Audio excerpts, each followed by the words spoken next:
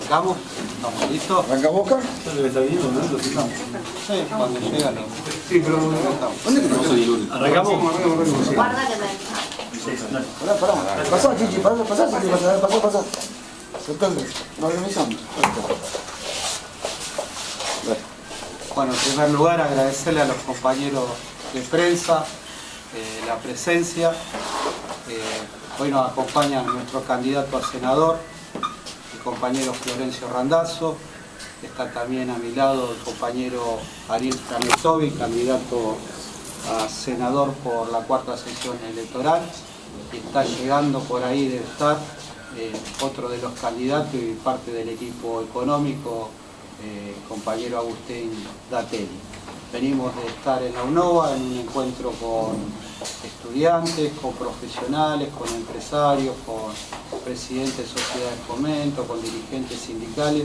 La verdad que ha sido un lindo encuentro donde no solo hubo una exposición de Agustín Datelli sobre la realidad económica y las realidades productivas y la capacidad productiva y el potencial que tiene la provincia de Buenos Aires, sino también hubo un intercambio muy importante de la gente hacia Florencio en una ida y vuelta en preguntas y respuestas donde pudieron participar y preguntarle directamente a Florencio sobre distintas cuestiones. Dicho esto, tienen la parte de ustedes, así que...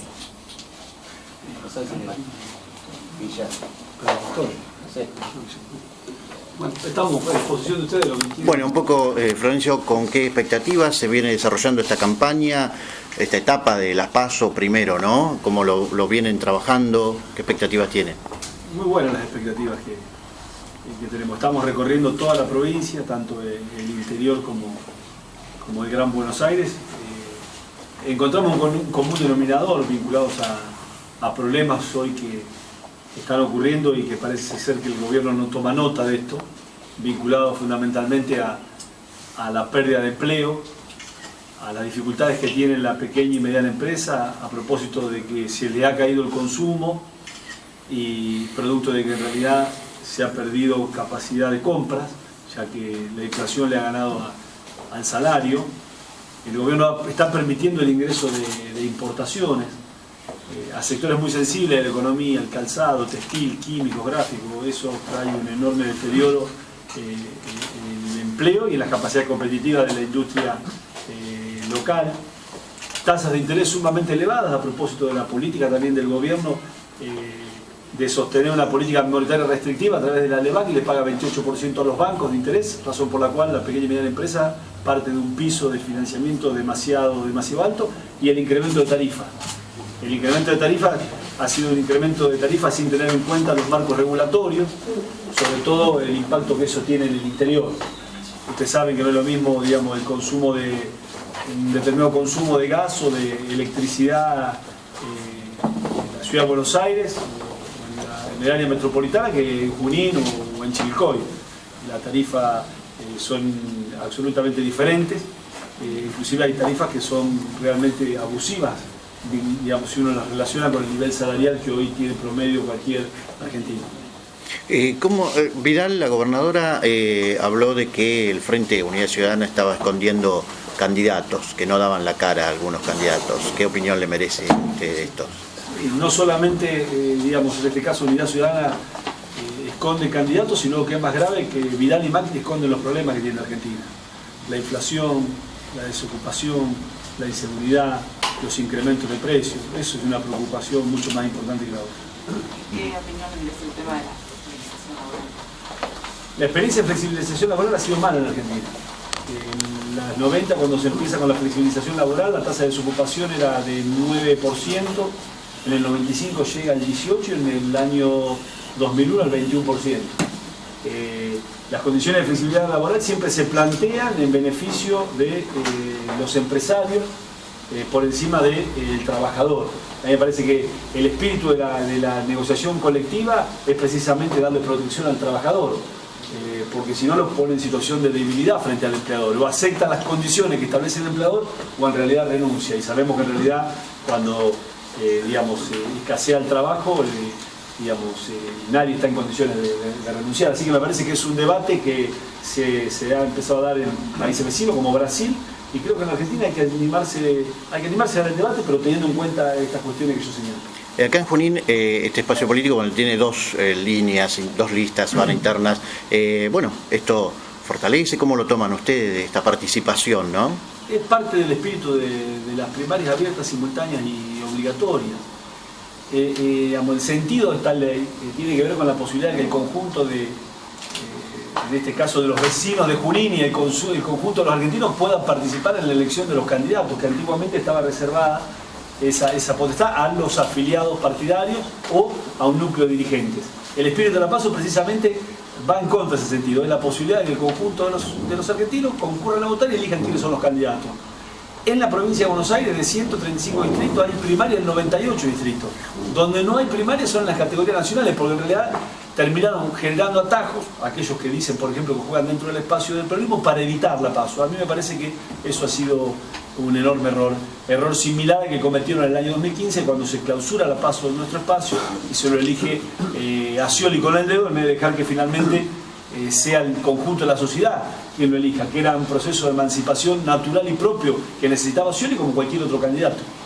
En Junín está habiendo una grave problemática que no tiene resolución, que es el problema de los trenes. Cuando usted era ministro de Transporte estaba Ferrobaires por un lado en la provincia. Bueno, cuando subió María Eugenia Vidal, a raíz de un accidente decidieron que Ferrobaires no corre más. Sí prometieron que el famoso tren chino, como nosotros lo conocemos, iba a tener más frecuencia, una promesa que se hizo hace 15, 20 días y no se cumplió. En el medio de la gente, la clase media baja, que no tiene otra posibilidad que utilizar el tren para viajar por el bajo costo. ¿Cuál sería la solución? Por un lado se traen unidades nuevas, pero las vías también están en pésimo estado. Es parte de las promesas incumplidas. Usted no debe darle excusa a los argumentos que ellos gritan.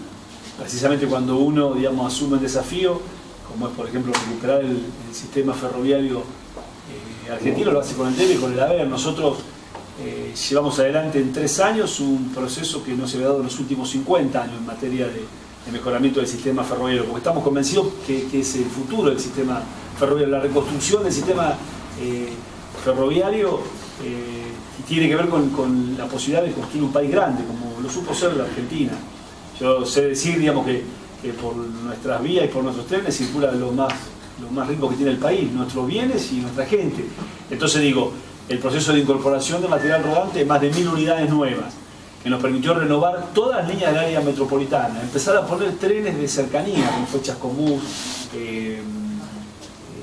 Exaltación de la Cruz, Cañuelas, la electrificación a La Plata, que era una obra que estaba parada hace 35 años y la dejamos prácticamente finalizada con trenes 0 kilómetros, trenes de larga distancia, lo que ha sido Rosario y Mar del Plata, el tren a Junín. Ahora, naturalmente que no se puede hacer en 3 años lo que se abandonó en 60 años. El tema es la continuidad de esa política. Y me parece que este gobierno en realidad no tiene esa decisión tomada. Es al revés. Ve atrás de los ferrocarriles como ve a cada decisión del Estado. Ve un número. Y atrás de un número, digamos, en este caso hay un sistema de transporte que beneficia a millones de personas, que requiere de un proceso de inversión sostenido, continuo, para ir mejorando parte de las vías, parte del señalamiento. De hecho, no solamente enviamos trenes nuevos, sino en este caso hicimos 3 pasos a nivel, renovamos el señalamiento, renovamos el tema lumínico de estas señales, pusimos en marcha un proceso a través de la cooperativa de recuperación de los trenes de cargas. Me parece que lo que tiene que hacer el gobierno es continuar con esta política. Claramente, si finalmente dice defender el sistema ferroviario argentino. Precisamente a nivel nacional, cuando usted estaba en transporte interior se daba una realidad, en el nivel provincial se daba otra muy distinta, con Ferrobaires hasta terminar, que fue en declive, hasta terminar con su desaparición hace un año. ¿Cuál fue la causa? ¿Por qué se dieron estas dos realidades tan disímiles, no? La pésima gestión de Scioli y hoy la pésima gestión de Vidal, así de claro. No hay que andar con eufemismo, hay que decir la verdad a la gente. No hubo nunca voluntad política de mejorar la gestión. No lo hubo en materia educativa, no lo hubo en salud, no lo hubo en seguridad y no lo hubo también en transporte ferroviario. Corrígeme si me equivoco, Chivilcoy tiene transporte público, le pregunto porque usted es natural allá. Transporte público creo que subvencionado por el municipio, está funcionando hace bastante tiempo, de hecho están abriendo frecuencias hacia los pueblos vecinos. ¿Por qué cuesta tanto en una ciudad como Junín que no logra ponerse de acuerdo? Por un lado el municipio, por otro lado el empresariado. El municipio no quiere poner la plata, el empresariado no quiere. Yo le hago una introducción y después lo dejo a quien fue el creador del transporte público en Chivilcoy, que fue Ariel Franetovich, que en aquel momento era intendente municipal. Me parece que es una decisión política. Es una decisión política de comprender que nuestras ciudades han crecido muchísimo, que hoy ya Junín tiene más de 100.000 habitantes, que el transporte público es absolutamente muy necesario, sobre todo sobre los sectores, digamos, con menos posibilidades económicas, ya que no tienen alternativa de otro medio de transporte. Y por otra parte, porque en realidad hay un Estado que auxilia, va en auxilio del subsidio del transporte público, que nosotros lo hemos llevado adelante en materia de política nacional al subsidio del transporte público, porque creemos que precisamente esto, que en realidad lo toman quien más necesitan, quien no tiene alternativa, como pasa en los países de las características como el nuestro, y ahí tiene que estar el Estado. Nosotros ahí pusimos en marcha 2 herramientas que fueron fundamentales en la asignación de recursos, que fue la tarjeta SUBE, que no solamente es una tarjeta que integra el transporte público y que permite que el pasajero ande sin dinero, sino que nos permite tener un dato fehaciente en relación a la cantidad de pasajeros transportados, que era un dato que hasta que nosotros llegamos a transporte aportaban declaraciones juradas de los empresarios. Por los subsidios. Exactamente. Y el otro gran avance ha sido la instalación de GPS en los 18.600 microáreas metropolitanas, para también terminar con un dato que aportaban los empresarios que estaba vinculado al consumo de combustible. Nosotros a partir del GPS sabemos el recorrido, multiplicamos la cantidad de kilómetros que hacen el recorrido por el consumo establecido en el manual de fabricación y eso nos da un dato preciso. Eso nos permitió hacer una asignación muy precisa a un tema que nosotros creemos que hay que defender, que es el tema del subsidio al transporte público. Pero vinculado al tema municipal, me parece que vos, Ariel, podés extenderte mucho mejor que yo, en más en profundidad, cómo fue la decisión de Chivilcoy para que se tenga transporte público. Bueno, nosotros hace rato, hace mucho tiempo, estamos trabajando con Florencio y bueno, somos un gran equipo de trabajo. Y siempre nos ha inculcado la idea de proyectar y de planificar en todo ámbito. En el municipio vos como intendente puedes ser un mero delegado o puedes ser un gobernador de del propio partido. En ese aspecto hemos trabajado mucho en el desarrollo industrial, en planificar e invertir. Hemos tomado créditos como otros municipios toman para pavimento, alumbrado público, para hacer un parque industrial, para dotarlo de energía, para atraer empresas, para hacer naves industriales. Y nosotros duplicamos un parque industrial de 40 hectáreas a 80 hectáreas y creamos pleno empleo en Chivilcoy. Con respecto al tema de transporte público, es un complemento más de lo que significa el desarrollo de una comunidad o de un gobierno local. Y justamente pensamos en una cooperativa que luego terminó siendo una sociedad anónima y de la misma manera adquirimos colectivos. Creamos un fondo municipal, un fondo de transporte público que todos los vecinos de Chivilcoy pagan, que a su vez ese fondo se complementa como cualquier privado que tiene una empresa de transporte público de corta distancia, tiene el subsidio del Estado. Entonces se creó esa sociedad, el subsidio del Estado más la contribución, el esfuerzo del propio municipio, logramos hacer un transporte público. Se trata simplemente de gestión, de querer hacerlo y hacer participar a las fuerzas vivas de la comunidad. Del tema de ferrocarriles, aquí en Junín se lograron colocar los pasoniveles de la muerte, las barreras, ¿no? Durante la gestión de Oscar Farías, también en infraestructura, de Franetovich, un poco, bueno, una opinión suya sobre ese equipo que, como decía Ariel, seguramente también formaron parte durante la gestión en transporte, ¿no? Franetovich, Oscar Farías. Sí, hemos tenido un muy buen equipo, sobre todo porque usted tiene que tener en claro, nosotros subimos 6 meses después de la tragedia de 11 y la verdad que miramos un poco para atrás, empezamos a pensar cómo hacíamos para que los pasajeros viajen mucho mejor, para poner en marcha un proceso de reconstrucción del sistema ferroviario, que era un gran desafío y tal vez en lo que respecta a mi historia vinculada a la gestión fue el mayor desafío que hemos tenido y con mayor orgullo lo cuento, ¿no?